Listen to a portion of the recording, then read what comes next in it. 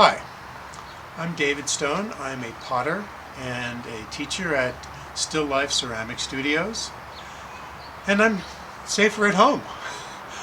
Today I wanted to demonstrate my process for throwing a plate. I'm going to be throwing a plate about somewhere between 10 and 12 inches in diameter, but the process translates to pretty much any size plate you're going to want to do. From a 4-inch to a 28-inch platter. So give me a second to get set up. I'm going to bring the camera down to my hands, and like all of my lessons, I will just demonstrate and talk through the process. All right? Thanks.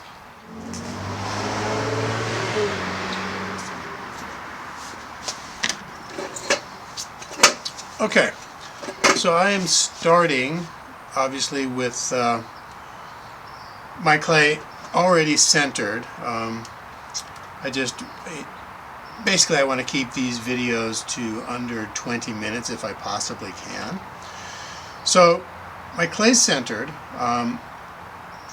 When I'm centering for a plate or a platter, I'm going to tend to center a little wider and a little flatter than I normally would for a standard form. So I'm just gonna refine this centering just a little bit. I'm just kind of move it out to here. Okay. So now what I'm going to do is instead of actually putting a hole in here and opening the way I normally do, what I'm going to do is I'm just going to come in here with my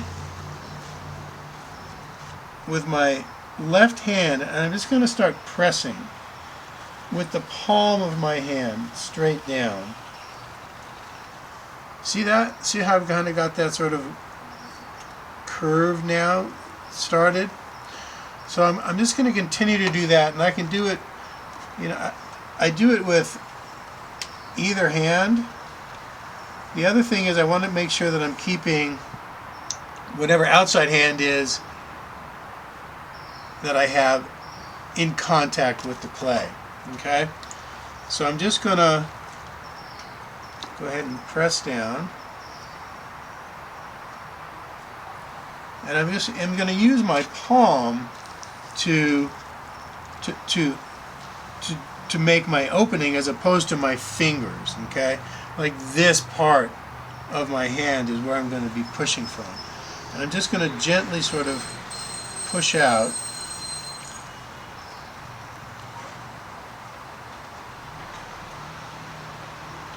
I'm going to try and push out my bottom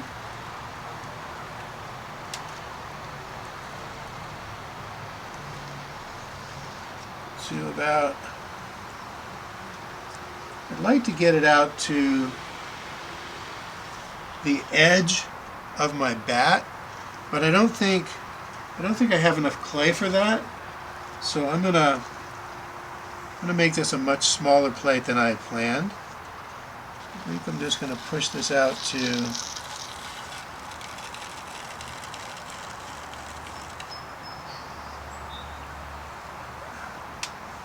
and you can see the plate's already sort of starting to show up, right? You can see it's already basically becoming a plate.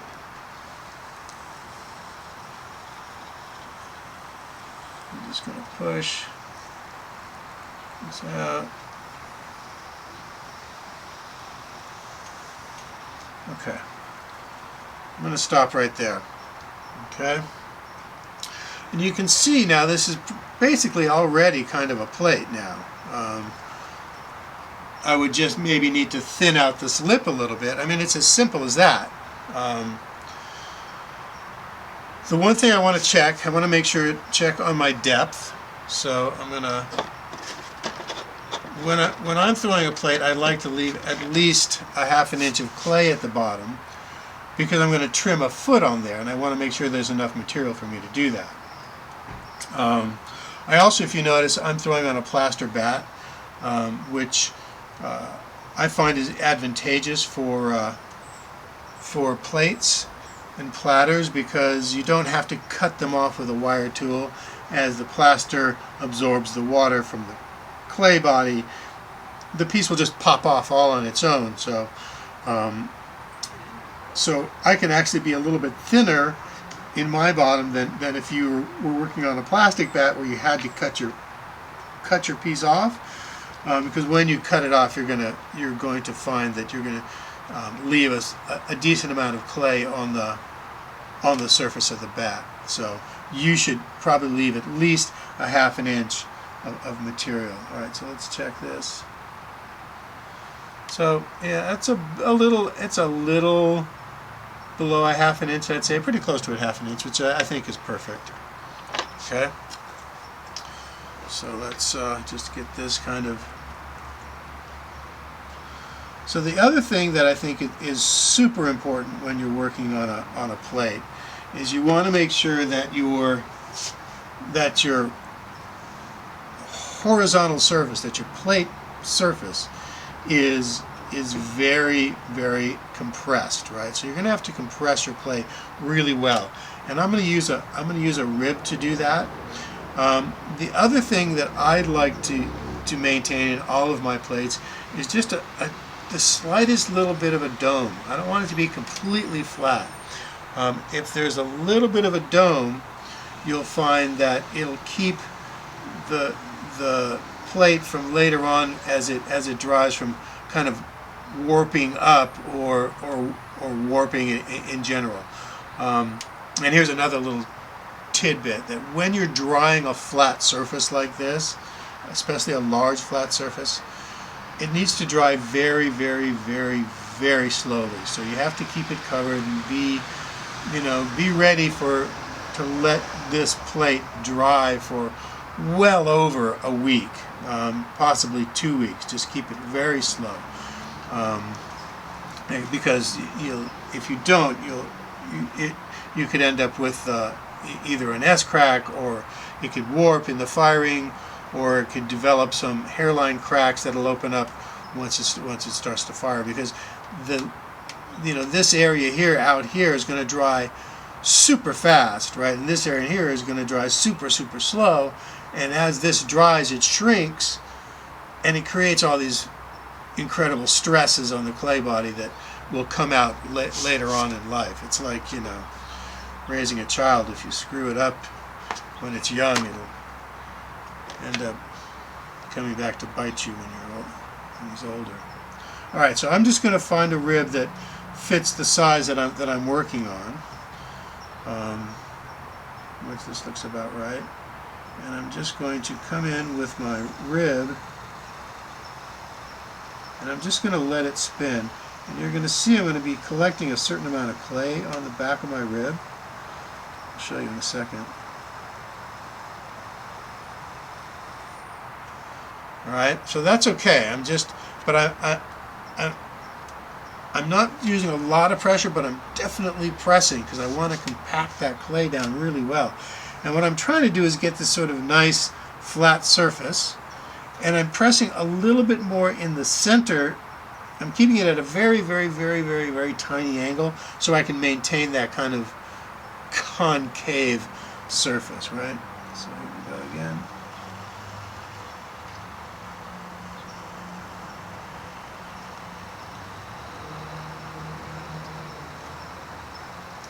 Just letting it spin, let the wheel do the work.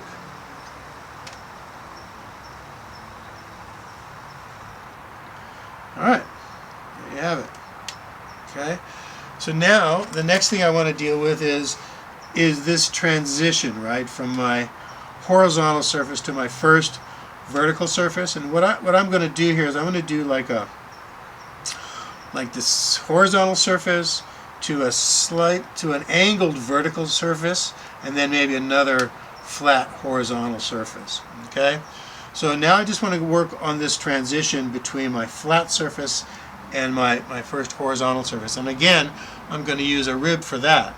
And what I need to do is just find a rib that has sort of a curve that I'm going to like, that's going to work well for me. So something like that could work nicely. That could work pretty nicely. I think I'm going to go with that. Okay. So what I'm going to do is, again, I'm just going to bring my rib in, and I'm going to keep a little bit of pressure on the outside here.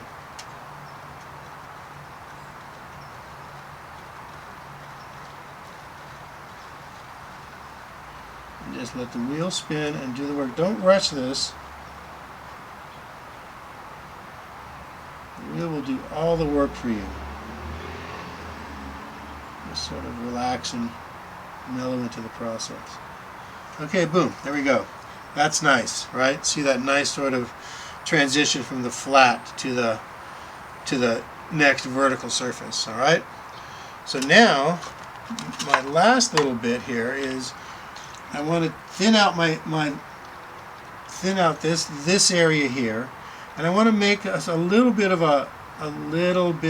another vertical surface off of, another little horizontal surface off of this vertical surface. So to do that, I'm just going to compress this clay.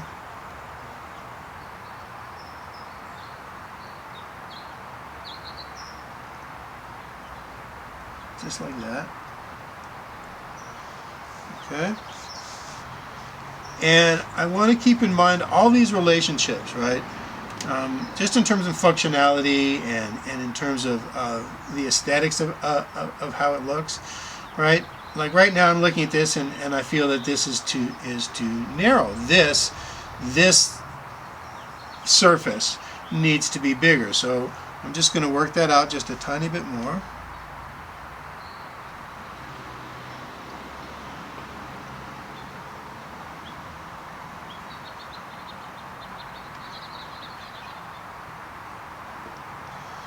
Okay, one more little bit here.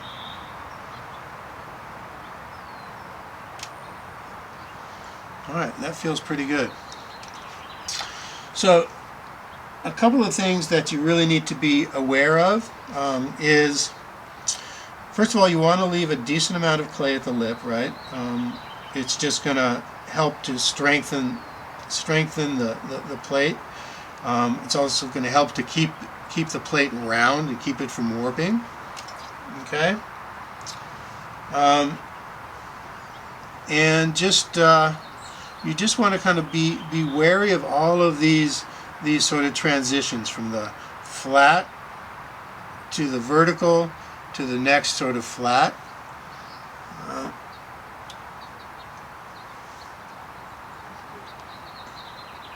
Just gonna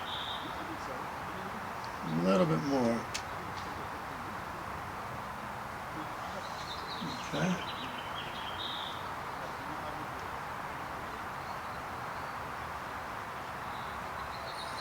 All right. I'm pretty happy with that. And you can see it was a pretty simple process, right? I mean, it wasn't that difficult to do. I mean, it's intimidating. They're intimidating. Plates generally can be intimidating. The last thing I want to do is just kind of finish up this surface in here. I'm not worried about any of those swirls or anything like that. I'm just much more concerned about all these transitions, right? I want to make sure all those transitions are nice and smooth. And that looks pretty good.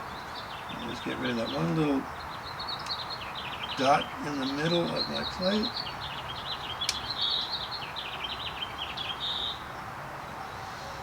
All right. So there you go. That's like it's about a 9-inch plate, which will shrink up probably to about a 6-inch plate. So it'll be good for, I don't know, salad or something. Hope you enjoyed this demo. I'll chat in a second. Okay. Hope you enjoyed that video, that demonstration. Couple of things to keep in mind. For that plate, I used about 1.5 pounds of clay, maybe closer to 2 pounds, but about 1.5 pounds, I think.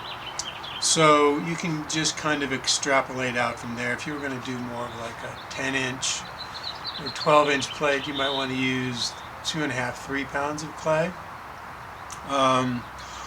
Also, I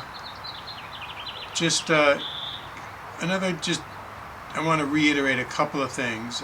Number one, right, center your piece so it's a little flatter than you would normally center. Be very careful of your transitions. Make sure they're nice and smooth, and find a rib that's going to suitable to do that. Compress the bottom. That's super important. Okay, so make sure that you do a really good compression down there. Just let the wheel spin, pressure, and give it a good minute and a half of actual compression down there, just to compress those particles and increase the strength. Remember to leave a little excess clay around the lip of your plate, the rim, so that it'll really help keep it round. And just be very patient with your drying. Really, that's very important. Just let it dry very, very slowly, just to avoid any kind of stress being created throughout the entire cross-section of the plate. All right, thanks so much for watching, and remember to revel in your process. Don't focus on your piece. Be kind to yourself. Be kind to others.